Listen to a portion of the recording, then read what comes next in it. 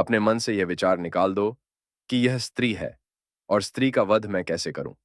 स्त्री के रूप में यह एक घोर पाप है और पाप को नष्ट करने में कोई पाप नहीं होता। समस्त संशय को त्याग कर मेरी आज्ञा से तुम इस पापिनी का संहार कर दो। राम ने कहा, गुरुदेव, आपकी आज्ञा मुझे शिरोधार्य है। समस्त मानवों के कल्याण के लिए मैं अवश्य ही तादहका का वध करूंगा।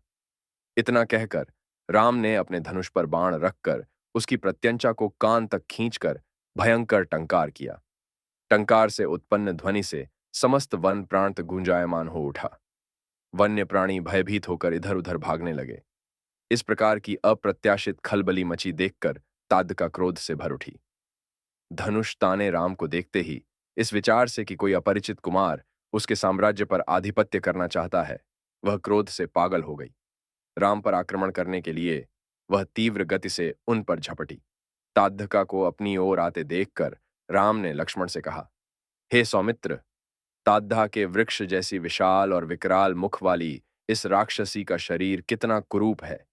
इसकी मुख मुद्रा देखकर ही प्रतीत होता है कि यह बद्धी हिंसक है और निरीह प्राणियों की हत्या करके उनका रक्तपान करने में इसे बहुत आनंद आता होगा।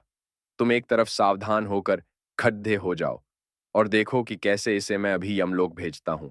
विकराल देहधारिणी तादहका अपने बद्धे बद्धे दांत चमकाती, भुजाओं को फैलाए हुए द्रुतगामी बिजली की तरह राम और लक्ष्मण पर अत्यंत तीव्रता के साथ झपटी।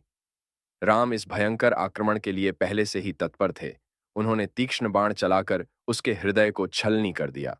उसके वक्षस्थल से गर्म गर्म रक्त की धारा प्रवाहित हो उठी। वह आक्रमण करने के लिए पुनः टूट पड्ढे। इससे पूर्व ही राम ने एक और बाण चला दिया जो सीधे उसके वक्ष में जाकर लगा। वह पीढ़ा से चीखती हुई चक्कर खाकर भूमि पर गिर पड़ी और अगले ही क्षण उसके प्राण पखेरु उड़ गए। राम के इस रण कौशल और तादका की मृत्यु से आर्षि विश्वामित्र अत्यंत प्रसन्न हुए।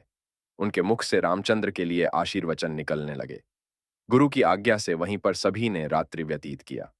प्रातःकाल उन्होंने देखा कि तादहका के आतंक से मुक्ति पा जाने के कारण उस वन की भयंकरता और विकरालता समाप्त हो चुकी है। कुछ समय तक उस वन की शोभा निहारने के उपरांत स्नान पूजन से निवृत्त होकर वे महर्षि विश्वामित्र के आश्रम की ओर चल पड़े।